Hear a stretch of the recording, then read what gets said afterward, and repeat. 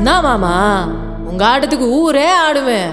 அதுக்கு ஒரு அடியை போட்டு விடுவோம் அப்படின்ற ம் ம்